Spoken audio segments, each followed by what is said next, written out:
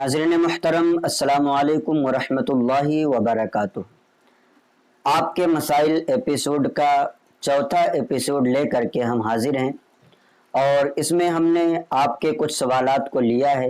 इंशाअल्लाह तबारक व तआला उन्हीं सवालात के जवाबात आपको दिए जाएंगे। बहुत सारे लोगों की ये शिकायत रहती है कि हज़रत आप सवालात के जवाबात जल्दी नहीं देते, तो आपकी शिकायत करना सही है, लेकिन और भी मसरूफियात हैं। आपकी खुशखबरी के लिए एक चीज़ मैं ये भी बता दूं कि यूट्यूब पर जो मैंने 3-4 सालों में काम किया है, अल्हम्दुलिल्लाह उससे कहीं ज़्यादा गूगल पर मैंने 6 महीने के अंदर अंदर काम किया और आज हमारी वेबसाइट masailworld.com पर लगभग 1200 से ज़्यादा मसाइल आ चुके हैं और इंशाअल्लाह तबारक व तआला एक टारगेट है माह रमज़ान तक कि हमको कम से कम 4000 मसाइल वहाँ पर अपलोड करना है। तो आप अगर मसाइल पढ़ना चाहते हैं, पढ़ना जानते हैं, तो masailworld.com को ज़रूर विज़िट करें और जा कर के आप अपने मसाइल को वहाँ पर सर्च भी कर सकते हैं। अगर आपका मसला वहाँ पर मौजूद होगा तो वहाँ पर आपको मिल भी जाएगा। तो आइए हम शुरू करते हैं। सबसे पहला सवाल है आसिफ कुरैशी साहब का। वो ये कहते हैं कि हज़रत असर और इशा की नमाज को क्या ताख़ीर करने का हुक्म है? क्या बहुत सारी जगहों पर देखा जाता है कि असर की नमाज को ताख़ीर करके पढ़ते हैं और ऐसे ही इशा की नमाज को ताख़ीर करके पढ़ते हैं। तो असर की नमाज के बारे में हमेशा यही कायदा है कि असर की नमाज को अव्वले वक्त में पढ़ा जाए और इशा की नमाज के बारे में फ़ुक़हाए किराम फरमाते हैं कि इशा की नमाज को तिहाई रात तक मौख़र करके पढ़ना यानी लेट करके पढ़ना ये अफजल है।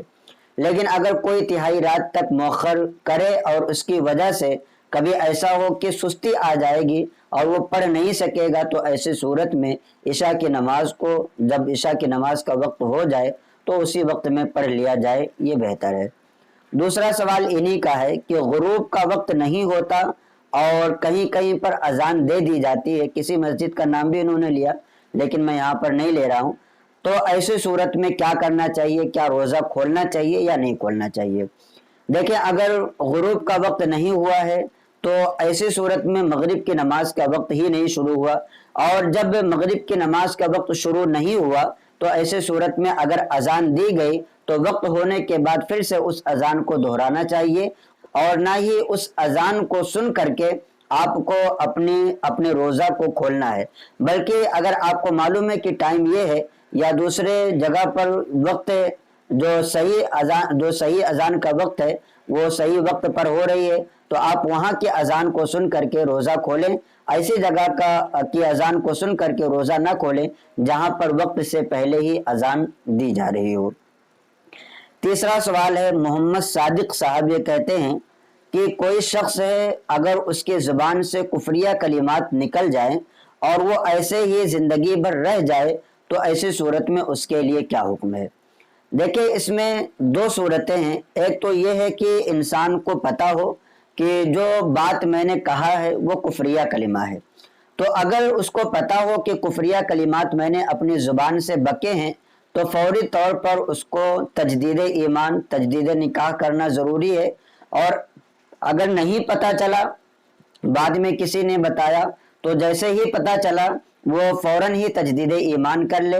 और अगर ज़िंदगी भर पता ना चला तो चूंकि हो सकता है कि उसने कलमा फिर बार बार पढ़ा हो, तो बार बार पढ़ने की वजह से फिर वो इस्लाम में दाखिल हो जाता है और इस्लाम से वो खारिज माना नहीं जाएगा, बल्कि उसका इस्लाम में ही दाखिला रखा जाएगा। चौथा सवाल है सुहेल अनवर। ये कहते हैं कि किसी को गैस की प्रॉब्लम हो तो क्या उसको नमाज और कुरान के लिए बार बार वज़ू करना ज़रूरी है? तो इसमें दो सूरतें हैं, दोनों सूरतों को सही से समझ लीजिए। अब चाहे वो गैस की प्रॉब्लम हो या और कोई भी माजूरी की सूरत हो, हर सूरत में यही मसला आपको काम आने वाला है। माजूर शरीयत में ऐसे शख्स को कहा जाता है कि पूरे एक नमाज का वक्त निकल जाए और उसको इतना भी वक्त ना मिले कि वो वज़ू करके अपनी फ़र्ज नमाज को अदा कर सके, तो ऐसा शख्स माजूर कहलाता है। अगर कोई शख्स ऐसा माजूर है, उसको गैस की प्रॉब्लम ऐसी है कि इतना वक्त उसको नहीं मिल पाता कि वज़ू करे और फ़र्ज नमाज को अदा कर ले, तो वह माजूर है اور وہ ایک بار وضو کر کے جتنی نمازیں ادا کرنا چاہے وہ اتنی نمازیں ادا کر سکتا ہے، قرآن کی تلاوت کر سکتا ہے، ایسے ہی اور بھی جو عبادتیں کرنا ہو وہ کر سکتا ہے۔ البتہ جب دوسری نماز کا وقت شروع ہوگا تو معذور کے لیے حکم یہ ہے کہ دوسری نماز کا جب وقت شروع ہو تو وہ دوبارہ سے وضو کرے اور پھر اس نماز کو ادا کرے۔ اور اگر کوئی معذور نہیں ہے بلکہ اس کو وقت اتنا ملتا ہے کہ وہ وضو کرے، نماز پڑھ لے، تو ایسے شخص کو معذور نہیں کہا جائے گا۔ تو اگر اس کا ایک گھنٹے میں کئی بار بھی وضو ٹوٹتا ہو اور وہ نماز وغیرہ پڑھنا چاہتا ہے، قرآن کی تلاوت کرنا چاہتا ہے، تو اب اس کو بار بار وضو کرنا پڑے گا اور جو بھی نماز اس کو پڑھنا ہے وضو کر کے ہی پڑھنا ہوگا۔ تو یہ دونوں صورتیں تھیں، دونوں صورتیں میں نے آپ کے سامنے واضح کیا۔ کتب فقہیہ میں اسی طریقے سے مسائل موجود ہیں۔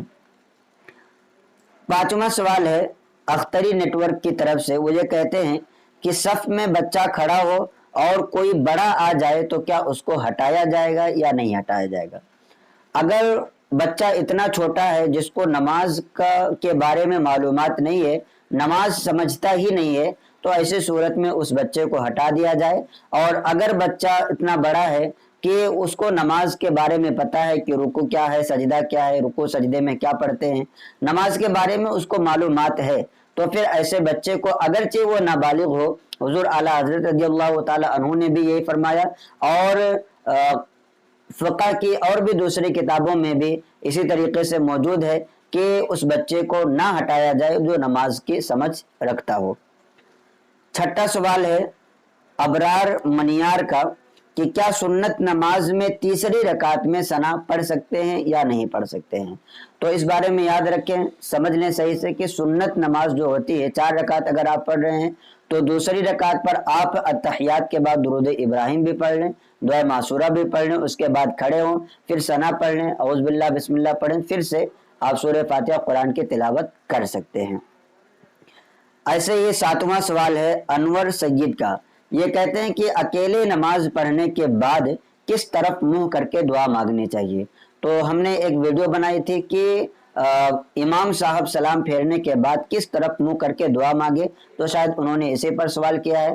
تو اکیلے نماز پڑھنے والے کو اختیار ہے، وہ جس طرف چاہے تو وہ گھوم کر کے، چاہے دائنی طرف گھومے، چاہے بائیں طرف گھومے، اور چاہے نہ گھومے ویسے ہی دعا کرے، اس کے لیے ساری صورتیں جائز ہیں۔ یہ صورت جو بتائی گئی تھی نماز کے بعد سلام پھیرنے کے بعد جو ہے گھومنے کی، یہ امام صاحب کے لیے تھا، اس لیے کہ مقتدیوں کی طرف پیٹھ کرنا امام کے لیے یہ مکروہ ہے، اس لیے یہ مسئلہ امام صاحب کے لیے تھا۔ اگر کوئی اکیلا نماز پڑھتا ہے تو وہ جس طرف بھی چاہے، کسی طرف چاہتا ہے تو کرے، نہیں چاہتا ہے تو نہیں کرے، اس کے لیے اختیار ہے، اور وہ کسی بھی طرف منہ کر کے دعا مانگ سکتا ہے، اس میں کسی طرح کا کوئی حرج نہیں ہے۔ تو یہ آپ کے مسائل کا چوتھا ایپیسوڈ تھا۔ انشاءاللہ تبارک و تعالی آئندہ ایسے ہی آپ کے سوالوں کے جوابات کے لیے آپ کے مسائل ہم لاتے رہیں گے۔ آپ سے گزارش ہے کہ آپ اپنے کمنٹ کو کر دیں، اور وقت ملتے ہی انشاءاللہ تبارک و تعالی آپ کے سوالوں کے جوابات ضرور دیے جائیں گے۔ السلام علیکم ورحمۃ اللہ وبرکاتہ۔